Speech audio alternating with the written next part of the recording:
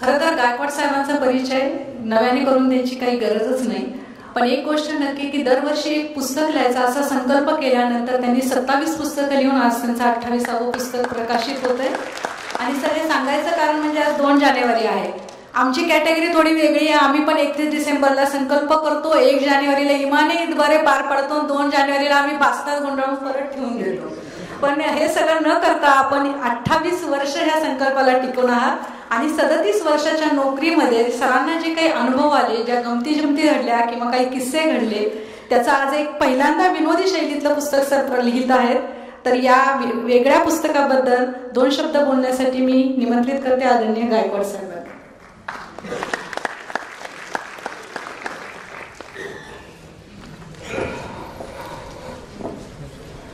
ज्यांच्याबरोबर मला तब्बल 3 वर्ष मुख्यमंत्री कार्यालयात काम करण्याची संधी मिळाली आणि ज्यांना संपूर्ण देश आपला सगळ्यात सुसंस्कृत राजकारणी म्हणून ओळखतो,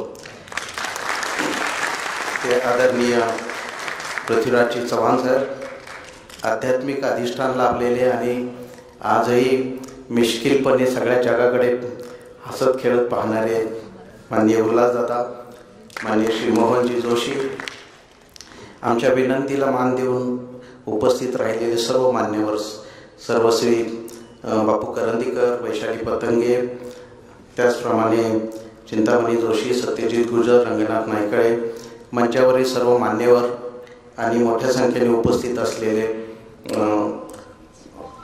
वाचक आणि मित्रपरिवार. मित्रांनो, मागच्या 100 वर्षामध्ये ब्रिटिशांच्या काळामध्ये संधी अधिकारी जेवढं लेखन करत होते ते आता फारसे लिहिताना दिसत नाही. कारण काय लिहायचं आणि कोणत्या लिखाणामुळे कोणावर काय प्रभाव पडेल आणि काय विपरीत परिणाम होईल याचीच भीती अधिकाऱ्यांना फार जास्त आहे असं मला वाटतं. यस मिनिस्टर किंवा यस प्राईम मिनिस्टर सारख्या सिरीज जगभर झाल्या, परंतु आपल्याकडे होत नाही. त्याचं कारण काय तर फार गुंतागुंतीचं जगणं झालं आहे सामान्य माणसाचं. आणि एक तर बहुतेक म्हणजे ज्यांनी आत्ता सांगितलं पाटकरांनी 20 जिल्ह्यामध्ये तर पुस्तकाचं दुकानच नाही आहे. म्हणजे सर्व प्रकारचं दारिद्र्य आहेच आहे, पण वैचारिक दारिद्र्याला पण हा एक कारणच आहे.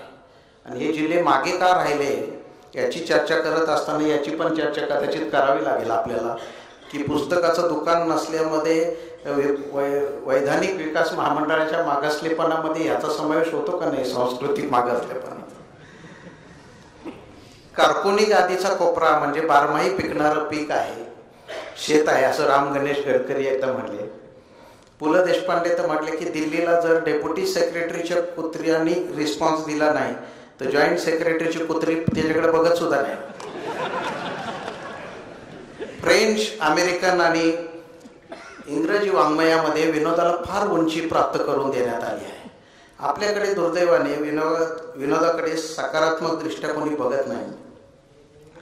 37 वर्ष नोकरी केल्यानंतर मी हे पुस्तक 2 वर्षापूर्वी पूर्ण केलं होतं, परंतु मी पण असा विचार करा की जेवढं उशीर होईल तेवढं बरं आहे, कारण मी रिटायर झाल्यावर हे प्रसिद्ध व्हावं.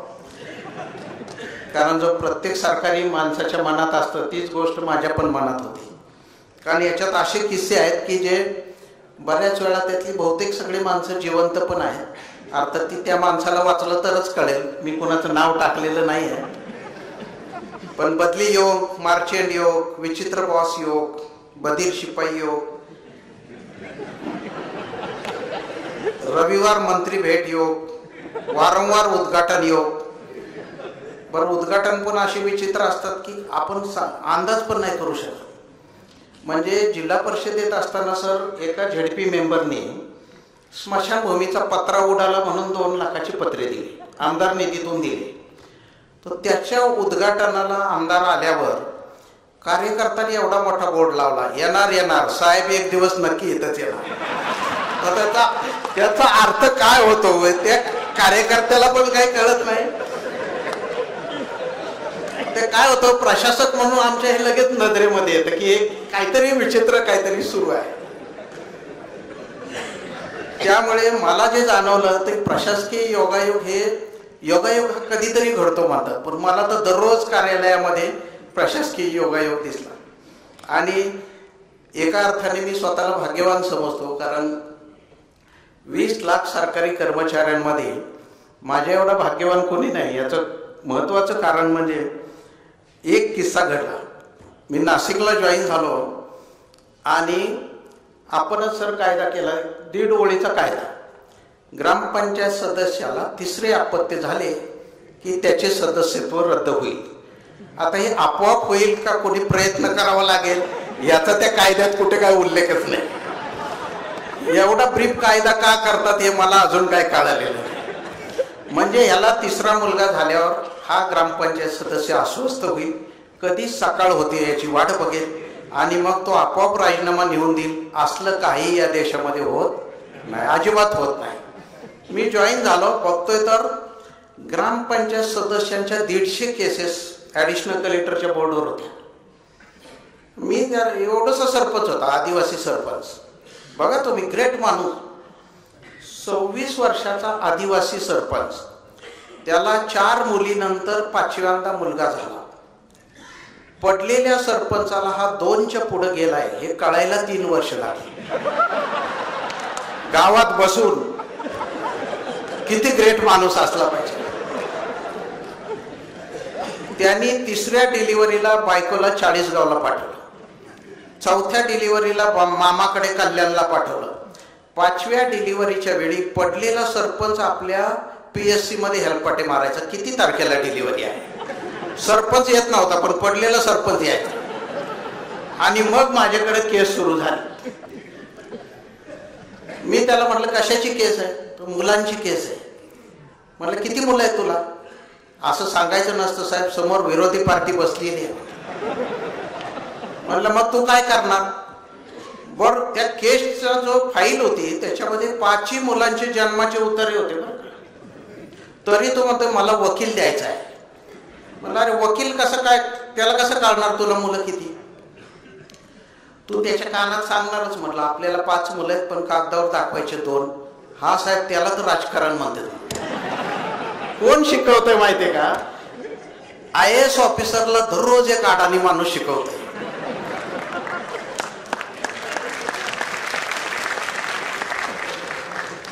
आणि मग त्यांनी वकील दिला. सगळ्यात अडाणी सरपंचाचा सगळ्यात शिकलेला वकील आणि दोघांच्या मध्ये स्टॅम्प वेंडर उर्फ बॉन्ड रायटर नावाचा एक आधुनिक माणूस, ह्या तिघांचा मेंदू एकत्र झाला. आणि त्याच्यातून जी वस्तू बाहेर आली तिचं नाव आहे ॲफिडेव्हिट. भारतीय माणसाचा आवडता कागद कोणता असं मला जर विचारलं तर असं मला वाटतं मी 100 तरी भाषणामध्ये असं म्हणलो.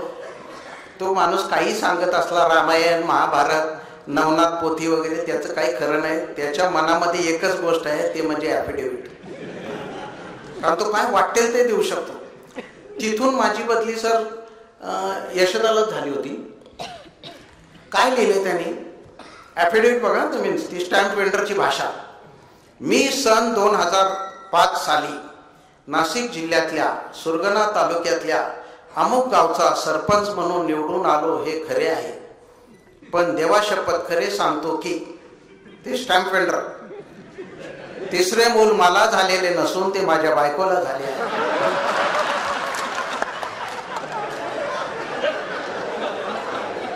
मला तर काही कळतच नव्हतं की पुढची तारीख द्यायची का चौकशीला जायचं.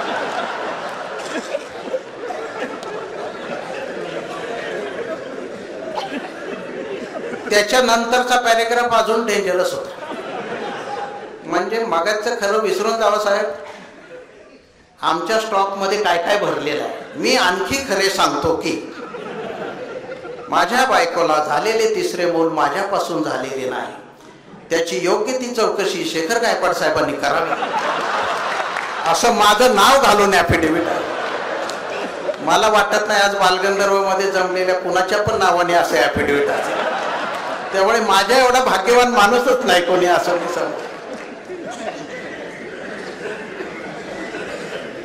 आणि अशा प्रत्येक गोष्टीला मी दररोज काहीतरी वहीत लिहित गेलो. शेवटच्या साखर आयुक्तालयात, कारण पृथ्वीराज चव्हाण साहेबांना साखर व्यवसायाविषयी प्रचंड माहिती पण आहे ना, आम्ही अनेक वेळा चर्चा पण केली आहे. साधा किस्सा सांगतो. साखर आयुक्तालयात एका साखर कारखानदाराने, सगळे लोकांना माहिती आहेत अशी नावं आहेत ती सगळी, बँकेकडनं 80 कोटी रुपये प्लेज लोन म्हणून घेतलं. प्लेज लोन घेतला की त्या बँकेचा साहेब जागा असतो, कधी कधी कारखाना सुरू होईल आणि साखर आपल्या गोडाऊनमध्ये येईल. त्या गोडाऊनचा कुलूपच मुळात बँकेच्या ताब्यात असतं. आणि त्यांनी पेपरमध्ये वाचलं, मोळी टाकली, बॉयलर सुरू झाला, कारखाना सुरू झाला, सगळीकडे हालचाल सुरू झाली. कारखाना सुरू होऊन 15 दिवस झाली तरी एकही पोतं गोडाऊनमध्ये आलंच नाही. 80 कोटीचं प्लेज घेऊन कच्ची साखर या चेअरमननी परदेशात कधी निर्यात केली ते बँकेच्या साहेबाला कळलंच नाही. म्हणजे किती ग्रेट लोक आहे आपल्याकडे. म्हणजे मला तर कधी कधी असं वाटतं की नुसती साखरच नाही, आपण जिवंत माणसं निर्यात करायला पाहिजे होती. स्वातंत्र्याच्या दिवशी जर आपण आपल्याकडची इरसाल माणसं निर्यात केली असती, 10 माणसं न्यूयॉर्कमध्ये, 10 लंडनमध्ये, 10 ऑस्ट्रेलियामध्ये नेऊन टाकली असती ना, त्या देशांची वाट लागत लागत लागत ते देश रसातळाला गेले असते. आपण उगीच 15 लाखाची आर्मी वगैरे सांभाळतो, काय गरज नाही. आपल्या अस्सल आपल्या गावाकडच्या माणसांनी थॅचरबाईच्या दरवाजामध्ये मसोबा तयार केला असता. तर कशी बाहेर येते बघू आपण. तिच्या दारात अतिक्रमण केलं असतं. ट्रम्पचा ऊस कारखान्याला जाणार नाही म्हणून रस्त्यात पाणी सोडलं असतं. त्यामुळं मला स्वतःला असं वाटतंय बरं का की प्रचंड वाङ्मय निर्मितीला स्कोप आहे. पाटकर साहेब तुम्ही घाबरूच नका. हे जर सगळे लोक लिहिते झाले तर मराठी साहित्याला फार चांगले दिवस येतील. आमचा एक तलाठी होता, असे बरेच किस्से मी ह्याच्यात टाकले आहेत. आमचा एक तलाठी होता, तलाठीची चूक दाखवणं ही फार अवघड गोष्ट आहे.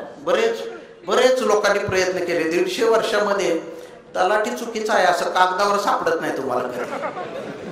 आमच्या कागलच्या एका तलाठ्याने काय केलं, प्राण्याची जनगणना म्हणून आलं ते एवढ्या प्रपत्रामध्ये माहिती, त्यात शेळ्या किती, मेंढ्या किती, गाय किती, बैल किती, हे किती.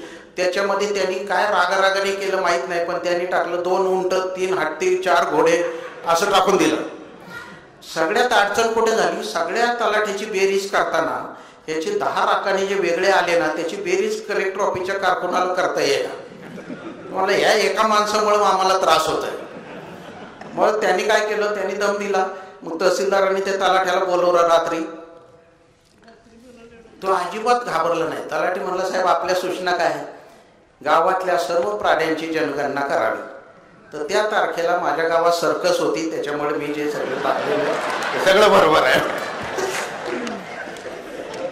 म्हणजे कधी कधी मला असं आश्चर्य वाटतं की सर, आमचा एक प्रोफेशनल होता, वाजपेयींनी जेव्हा हिंदीमध्ये भाषण केलं युनोमध्ये, तर आमचा एक प्रोफेशनल होता. तो म्हटला, साहेब हे सगळे आकडे आपल्या तलाठ्यांनी तयार केलेले आहेत. पंतप्रधान जे आकडेवारी सांगतात ते कुठं तयार होतात, म्हणजे आपल्या सातबारावर तयार होतात. भारताचं उत्पन्न इतके वाढलंय, तर याचा जर शोध घ्यायला गेलो ना आपण, प्रचंड काहीतरी. तुम्हाला हे पुस्तक फार आनंद देऊन जाईल असं मला स्वतःला वाटतं. एक सर सायन्स टेक्नॉलॉजी मिनिस्टर होते. एका शास्त्रज्ञांनी नर्मदा नदीचा फार अभ्यास केला आणि तिथलं खोरं, पर्यावरण वगैरे वगैरे ना एक 2000 पानाचा ग्रंथ दिल्लीमध्ये त्यांनी सादर केला. अर्थातच तो इंग्लिशमध्ये होता.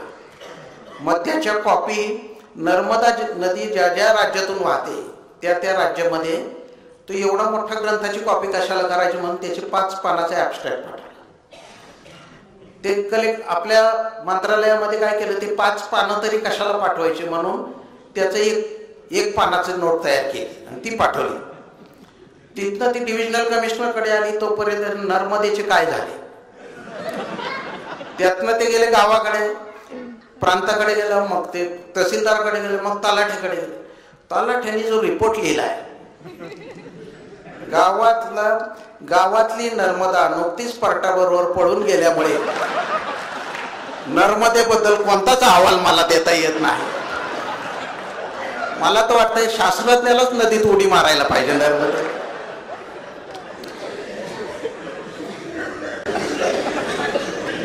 तर आपल्या सगळ्यांना आवडतो तो म्हणजे विनोद आणि हास्यरस, आणि ह्या लोकांना अधिक ओळखीचा आणि आवडता वाटतो. पुलंच्या भाषेत सांगायचं तर जन्म आणि मृत्यू या दोघांच्या, या दोन टोकाच्या मध्येच आपली सगळ्यांची जी ससे होलपट चालू आहे ती सगळी जर बघितली तर मला असं वाटतंय की हसवणूक करण्यापलीकडे काही पर्याय उरत नाही, आणि अशा प्रकारची निखळ करमणूक होईल अशा प्रकारचं हे पुस्तक मी लिहिलं आहे. महाराष्ट्रात खालावल चाललेल्या प्रशासनाच्या दर्जाला निदान विनोदाची तरी झालर या प्रसंगाने मिळावी एवढीच मी शुभकामना व्यक्त करतो.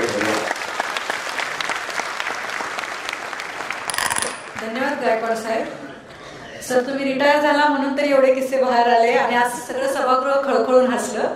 तर अशाच खळखळून हसणारे जे काही किस्से आहेत त्याचे ज्याच्या पुस्तकामध्ये शब्दबद्ध केलेले आहे. प्रशासकीय योगायोग, काही घटित आणि काही अघटित, या पुस्तकाचं प्रकाशन करण्यासाठी सर्व मान्यवरांना मी विनंती करते.